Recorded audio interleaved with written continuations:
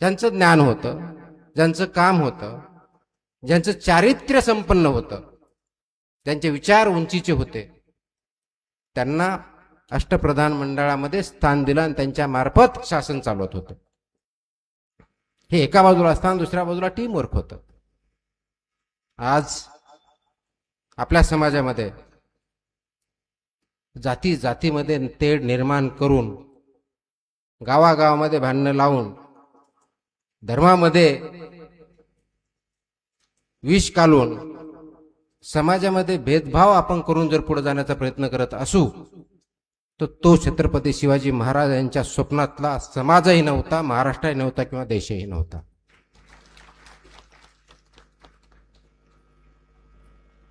हे team work. आज आपण इंडिव्हिज्युअलिस्टिक झालोय. माझं स्वतःचं काय, माझा विकास काय, माझ्या कुटुंबाचं काय, सुरुवात इथून होते. माझं काय सुरुवात इथून होत नाहीये की आपल्या गावाचं काय, आपल्या देशाचं काय, समाजाचं काय. हे शक्य झालं, माझं काही व्यवस्थित झालं तर बाकीच्यांचं मग समाजाचं नंतर बघू आपण. आणि ही विचारसरणी चुकीची आहे, ती बंद होणं गरजेचं आहे, याला आळा बसणं गरजेचं आहे. त्यासाठी सर्वांनी एकत्र येऊन, विशेष करून युवक युवतींनी पुढे येऊन याच्यावरती काम करण्याची गरज आहे. नाहीतर फक्त व्हॉट्सअपवरती कोणत्या तरी धर्मावरती काहीतरी कमेंट आलं की लगले आपले दंगे सुरू झाले की भांडणं सुरू झाले, त्याच्यावरती काउंटर कमेंट करायचं. हा देव माझा का तो देव माझा, मंदिर माझं का मस्जिद माझं, ओबीसी माझा का मराठा माझा, हा जो प्रकार आहे हा आपल्या राज्यघटनेलाही मान्य नाही, आपल्या समाजालाही मान्य नाही, छत्रपती शिवाजींनाही मान्य नव्हता, आपल्यालाही मान्य असता कामा नाही. कारण आपण जर सर्वजण या समाजामध्ये जर जगत असू तर समाजाला काय हवं, समाजाला पुढे नेण्यासाठी काय करणं गरजेचं आहे हे सुद्धा विचार आपल्यामध्ये रुजणं गरजेचं आहे, त्याच्यावरती चालणं गरजेचं आहे. अनेक वेळेस आपण बोलतो आपलं शरीर आहे, उदाहरणार्थ असं लक्षात घ्या की आपल्या शरीराचा एक भाग आपण तोडला, हात किंवा पाय आपले स्वतःचे तोडले, तर आपण त्याला काय म्हणतो? अधू, दिव्यांग. मग समाजाचे वेगवेगळे पाय तोडलेले, हात तोडलेले, डोकं तोडलेलं चालतं, तो समाज कसा असेल? तीच परिस्थिती आज आपल्याला खूप मोठ्या स्तरावरती वेगवेगळ्या गावामध्ये, शहरामध्ये दिसते आणि त्याला जबाबदार पूर्णपणे आपण समाज म्हणून आहोत. म्हणून आपल्या स्वप्नातला जर स्वतःची स्वप्न आहेत की माझं कुटुंब मोठं झालं पाहिजे, मी माझे मुलं मोठे झाले पाहिजेत, माझे नातेवाईक मोठे झाले पाहिजेत, ते फक्त आणि फक्त त्याच वेळी शक्य ज्यावेळेस हा समाज पुढे जाईल. समाज पाठीमागे ठेवून एखादा व्यक्ती पुढे जाऊ शकत नाही, एखादं गाव पुढे जाऊ शकत नाही. आणि म्हणून सर्वसमावेशक समाज, त्यासाठी स्वराज्य, आणि ती जी संकल्पना छत्रपती शिवाजी महाराजांनी दिली त्याच्यावरती आपल्या सर्वांना काम करण्याची गरज आहे. आज आपण, मला आनंद झाला आज की इथं समोर जे श्रोते बसलेले आहेत त्याच्यामध्ये मोर दॅन 50% पेक्षा जास्त महिला आहेत. ही आनंदाची गोष्ट आहे. आपण महिलांना समाजामध्ये वावरू देण्यासाठी आणि विशेष करून डिग्निटीने वावरू देण्यासाठी किंवा घराच्या बाहेर, पडद्याच्या बाहेर, चूल आणि मूल याच्या बाहेर वावरू देण्यासाठी आपल्याला 20वे किंवा 21व्या शतक उजाडावं लागतं, त्यांना रिझर्वेशन द्यावे लागतात. हा विचार छत्रपती शिवाजींच्या काळात आला होता, ज्यावेळेस त्यांनी सांगितलं होतं की महिलांकडे, महिला विरुद्ध जर कुणी अन्याय करत असेल तर सर्वात मोठी दंडनीय शिक्षा त्यांच्या काळाची होत होती. त्याचा विचार आपण एखादी आज घटना घडली, अत्याचार झाला तर त्यावेळेस ती मागणी आज आपण करतोय. 16व्या वर्षी, 20व्या वर्षी, 25व्या वर्षी, तेही 17व्या शतकात हे विचार येणं आणि त्याच्यावरती ते रुजवणं आणि त्याप्रमाणे शासन करणं, ही जी प्रगल्भता होती त्याच्यातले काही अंश जरी आपल्या सर्वांमध्ये आले तरी हा समाज खूप मोठ्या उंचीवरती जाईल याची मला डेफिनेटली खात्री आहे. याच्यामध्ये कोणतेही मला साशंकता वाटत नाही. आणि मग त्या काळात सुद्धा महिलांना इक्वल जी रिस्पेक्ट होता, त्यांच्या विरुद्ध अन्याय केला तर त्याला सर्वात मोठी शिक्षा होती, दंड होते, ते आज आपण अंगीकारण्याचा प्रयत्न करतोय. युरोपमध्ये त्या काळात फेमिनिझम ही मुवमेंट आली, पण आपल्याकडे महात्मा ज्योतिबा फुले आणि सावित्रीबाई फुले यांनी जे शाळा सुरू केल्या, महिलांसाठी असतील, शिक्षणासाठी असतील, तो विचार त्यापेक्षाही प्रगल्भ होता. आणि अजूनही आज आपल्याला मुलींना रात्री बाहेर जाऊ नको ही म्हणण्याची अजूनही पद्धत आहे. तर विचाराची प्रगल्भता आपल्यामध्ये येणं गरजेचं आहे.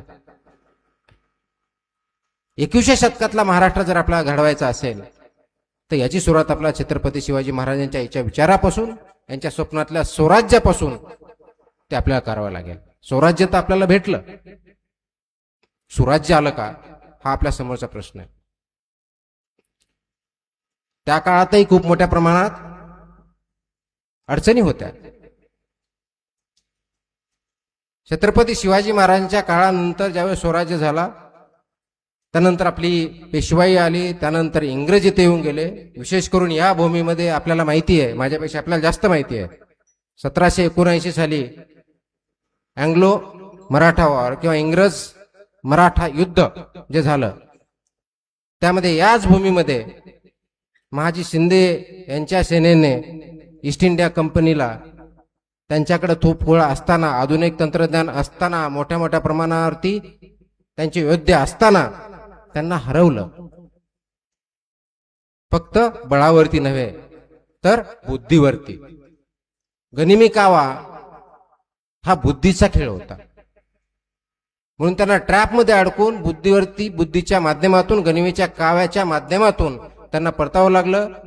त्यांनी जेवढा भूभाग जिंकला होता तो वापस करावा लागला. आणि पेशवाईमध्ये किंवा छत्रपती शिवाजी महाराजांच्या आपल्या स्वराज्य याच्यामध्ये त्यांनी जो डिव्हिजन करण्याचा प्रयत्न केला, राघोबादादांना वेगळं करून, त्यांना सपोर्ट करून, त्यांच्या माध्यमातून हे त्यांना वापस घ्यावं लागलं. सपोर्ट करायचा नाहीही त्यांना अग्रीमेंटमध्ये करावं लागलं. आज मात्र आपण राजकारणासाठी असेल, समाजकारणामध्ये असेल, स्वतःच्या वैयक्तिक हितासाठी असेल, कुटुंबापासून गावागावापर्यंत ही विभाजणी करायला तयार आहोत. आणि त्या काळात एकत्र आल्यामुळं आपण इंग्रजावरती किंवा ईस्ट इंडिया कंपनीवरती 1779 मध्ये विजय मिळवू शकलो होतो.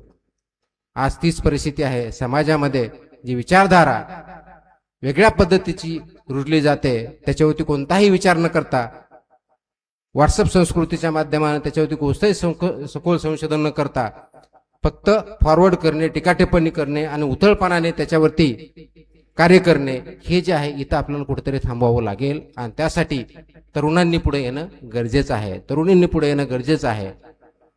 त्याच्यावरती विचार करून काम करणं गरजेचं आहे. ते क्षेत्र कोणतंही असेल, ते शैक्षणिक असेल, आरोग्याचं असेल, शासन असेल, प्रशासन असेल, लिटरेचर असेल किंवा धर्माच्या बाबतीतलं असेल, कोणत्याही बाबतीतलं क्षेत्र असेल, त्याच्यावरती काम करण्याची गरज आहे. जसं समाज पुढे गेला, समाजातल्या अडचणी पुढे आल्या, त्याचबरोबर आपण बघितलं छत्रपती शाहू महाराजांनी जो आपला समाजामध्ये एज्युकेशन नव्हतं, शिक्षण नव्हतं, त्यांना शिक्षण देण्याचा प्रयत्न केला. ज्यांना रिझर्वेशन आवश्यक होतं त्यांना रिझर्वेशन दिलं, जेणेकरून सर्वांना एक समान संधी भेटावी आणि एक संघ समाज पुढे होऊन समाजामध्ये उत्थान सर्वांचा व्हावा, त्यांच्या पाठीमागचा उद्देश होता. आपण स्वतंत्र झालो 1947ला. आपलं महाराष्ट्राचं आजचं राज्य 1960ला अस्तित्वात आलं. आपले तत्कालीन मुख्यमंत्री यशवंतराव चव्हाण यांनी महाराष्ट्र मॉडर्न महाराष्ट्र झाला म्हणून आधुनिक महाराष्ट्र याची मुहूर्तमेढ लावली. मुंबईसारख्या शहराला आर्थिक राजधानी, इंडस्ट्रीयल हब बनवलं.